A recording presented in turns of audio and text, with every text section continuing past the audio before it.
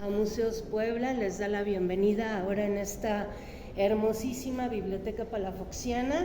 A nombre de mi jefa, la directora general Marijó Farfán Ortega, les envía un cordial saludo, un abrazo, y de verdad que pues se hizo todo para que este día fuera especialmente para ustedes. Pero no los podemos leer por las lenguas. Segundo, por la conservación no es que se puedan hojear de manera común y corriente. Y tercero, que obviamente son el fundamento de mucho de lo que hoy somos. Entonces, tener una sala en donde se presenten libros de acuerdo a una temática, ahorita la temática jugando con el número 20, son 20 años de memoria del mundo, son 20 libros que podrían estar aquí, en Sudáfrica, en China, en Italia, en donde quieran, y van a ser tan importantes para esas personas como para nosotros. Pues tienen un gran valor porque también habla de los saberes que circulaban en Puebla. Entonces, por acá, por favor. Primera vez que conocemos que un autor escribe el libro, pero está pensando en las imágenes que van a ilustrar su texto. Eso no existía antes. Inclusive en los manuscritos medievales, los autores no estaban pensando en la parte visual llegaba por otro camino. Entonces aquí Hartmann Schedel hace el manuscrito, pero lo que es increíble es que el texto está impreso con tipos móviles de plomo, ¿no? Como las máquinas de escribir, o sea, como era la tipografía que inventó Gutenberg. Entonces cuando se hace la placa, se entinta, se pone el papel, se presiona, queda el texto. Pero hay que dejar, ¿cómo? No, tipos...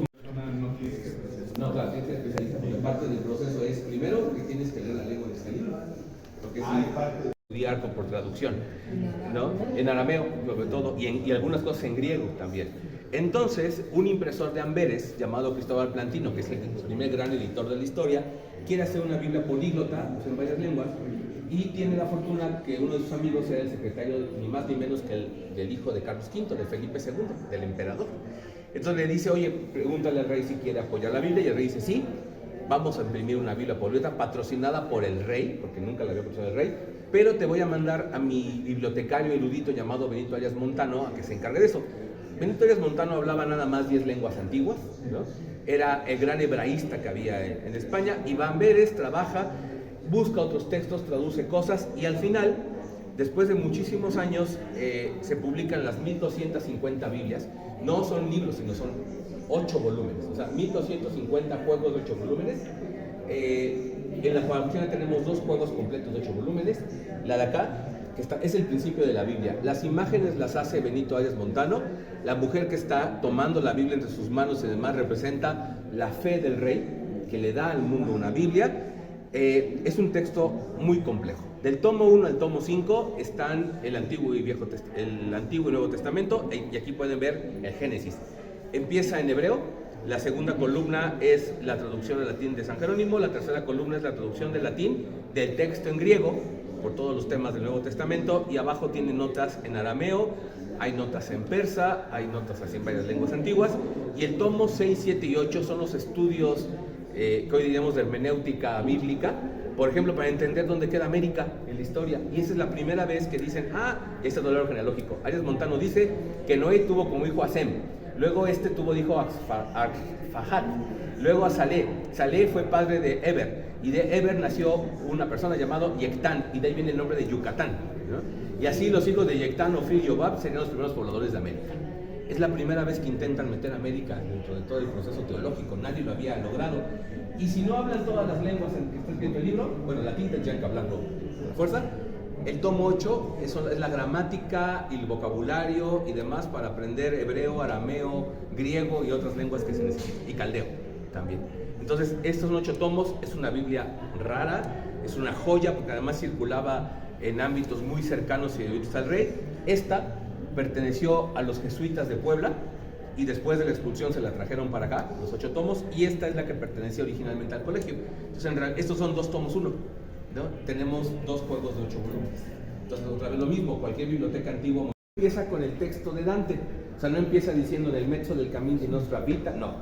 Empieza con un trabajo erudito de la medición del tamaño del infierno, porque en esa época, en el siglo XVI, cuando se hace esta Biblia, esta comedia, se creía que Dante sí había ido al infierno. O sea, eso lo creían los florentinos. Entonces, Alessandro Belutelo, un erudito de la época, se pone a medir el infierno. En la lámina de ahí están los círculos, que son las mediciones de cuánto es el diámetro, la profundidad. y demás. Y ya después empieza el texto de Dante. Todo el libro está lleno de grabados, o sea, los grabados son tan espectaculares, también fueron hechos en madera, pero el libro no prosperó, con todo y que es una de las ediciones más bonitas con ilustraciones, porque el estudio así complejísimo del Eleuterio del Infierno se lo tumbaron, porque llegó otro florentino muy joven, que era un gran científico para la época y se puso a reflexionar cuando tenía 23 años, como Platón y ese famoso neoplatonismo florentino. ¿Con quién se codeaba Ficino? Con un señor pintor, por ejemplo, que hoy le decimos Botticelli, ¿no? Y Botticelli hizo muchas pinturas basadas en el platonismo por todo lo que platicó con Ficino, que fue el que tradujo el texto griego-latino que está aquí, y con los comentarios. Entonces es nuestro Platón más gordo también, están todos los diálogos. Vamos, 54 es original, y ahí se ve la famosa traza de la ciudad perfecta, y ese mapa fue el que se basaron para crear la zona de monumentos, y luego la zona patrimonio mundial. O sea, todo eso existe increíblemente en nuestra ciudad, manzana por manzana, iglesia por iglesia. Bueno, Palafox acá tuvo muchos cargos. Para hablar de Palafox seríamos como unas 2 horas, porque es un nombre complejísimo, pero lo que nos interesa es que cuando llega a Puebla, resulta ser que el colegio de San Juan, que fue donde entraron, era el único. Crea el de al lado, que es aquí donde estamos, que es San Pedro. San Pedro va a ser para educar a niños que tengan, que sus familias tengan la intención de que sean sacerdotes. Puede que el niño se educara muy bien, aprendiera a leer, a cantar, lo que sea, y la familia dijera, ya no va a ser sacerdote, lo voy a mandar a la universidad. Se valía. Pero si el niño acababa en San Pedro para ser sacerdote, pasaba al siguiente colegio, digamos, tal cual acababa como la prepa, iba a la universidad, que es San Juan. Ahí se preparaba para sacerdote, que es aquí, esta parte que vemos, donde entraron ustedes.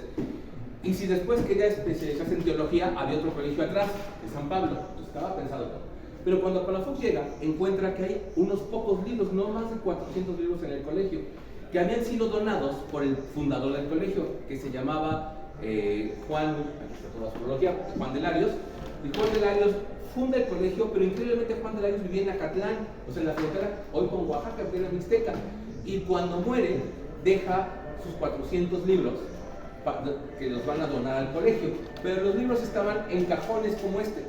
No existían las estanterías, O sea, eso que les digo fue una locura, pero la estantería es tan rara que sabemos cuál fue la primera estantería de una biblioteca en Occidente, porque la gente guardaba los libros en cajones, así, pues estaban amontonados y decías, ¿dónde dejé mi diccionario en latín? Tenías que abrir el cajón y sacar los libros, o sea, gente como Descartes o como... Se adapten a qué tanto se va abriendo el libro. Si nosotros expusiéramos moldes rígidos, se tendría que adaptar el libro al molde, y en este caso es el molde el que se adapta al libro.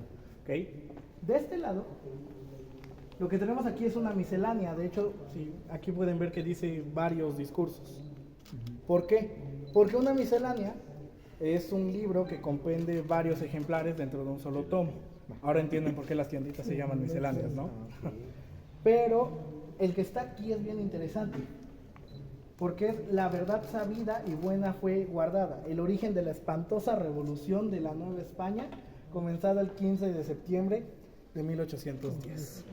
Un día como hoy, hace nada de agradable presenta este cuaderno en su resultado, ni por la materia de que trata, ni por el lenguaje del escritor.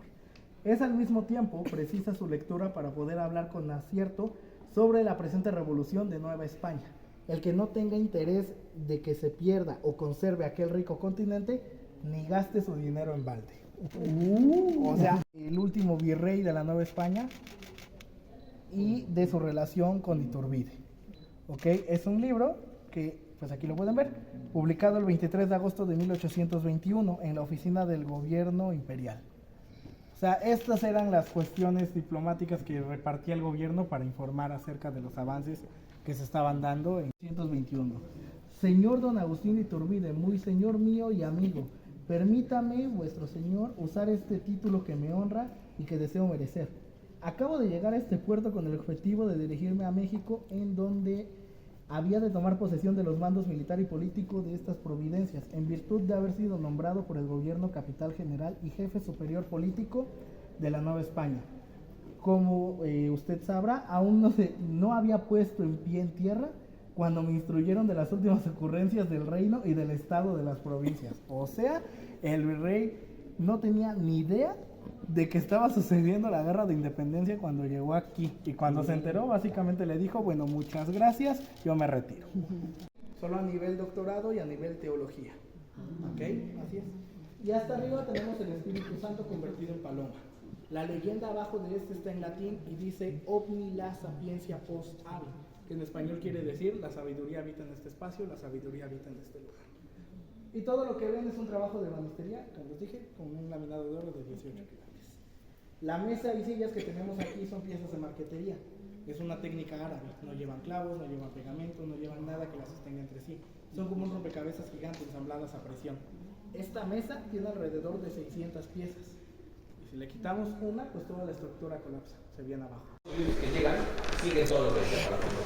La Biblioteca Palafoxiana de Puebla es un lugar espectacular que todos los amantes de los libros tienen la obligación de venir a conocer.